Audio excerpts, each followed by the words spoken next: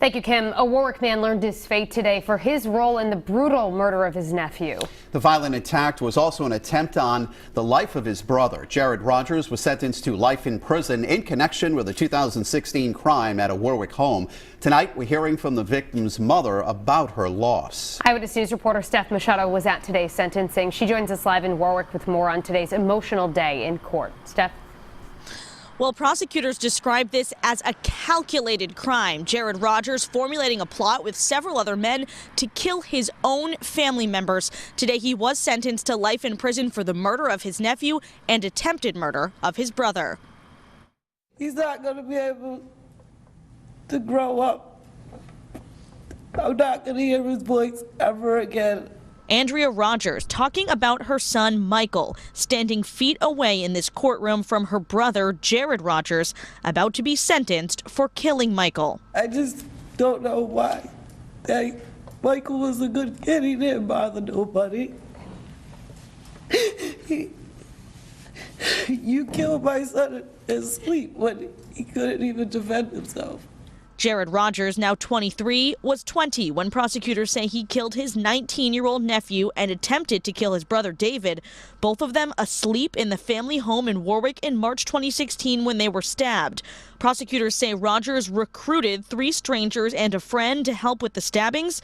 Rogers pleaded no contest to second-degree murder and other charges in December. I'd like to start off by saying Rogers too emotional to read his own apology statement in court, his attorney taking over. To my sister Andrea, I am so incredibly sorry. I can only imagine what you must be feeling day in and day out. You can't bring back what you did. Will you ever accept your brother's apology? You can't apologize for taking someone's life. And so the judge sentenced Rogers to life in prison for second-degree murder and several other concurrent sentences, including for the attempted murder of his brother. Now, the other men who are charged in this murder are still awaiting trial. For that reason, the Attorney General's office declined to comment on who wielded the knife in this case. Live in Warwick, I'm Steph Machado, Eyewitness News. Thank you, Kim. Tonight, a young Warwick man is going to prison for the death of his nephew. And we've been tracking this case for years, and we were in court this afternoon for Jared Rogers' emotional sentencing hearing.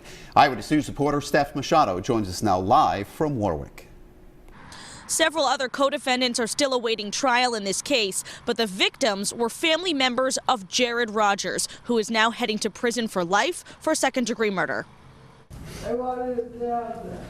Andrea Rogers handing a photo of her son Michael to her brother Jared. Jared Rogers has now admitted to killing Michael, his own nephew, just 1 year apart in age. They grew up together. I don't understand why he tried to kill his own brother and my son. If he could just tell me, it's not going to bring him back. It's not going to make a difference. But I just don't know why. Prosecutors say Jared Rogers recruited other men to help him break into his own home in Warwick through a window and stab both Michael and Jared's brother David in their sleep. David survived. Prosecutors haven't said which defendant wielded the knife, but they are clear that Jared planned it. This was his family, his home, and his idea. My brother orchestrated my son getting killed. It doesn't even sound right. We spoke to Andrea Rogers after her brother was sent to the ACI for life. She says she still has no idea why he killed her son. He didn't even get to live his life. He just graduated before he got killed.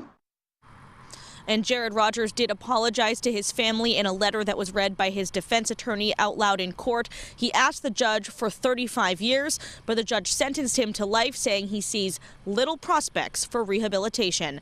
Live in Warwick, I'm Steph Machado, Eyewitness News.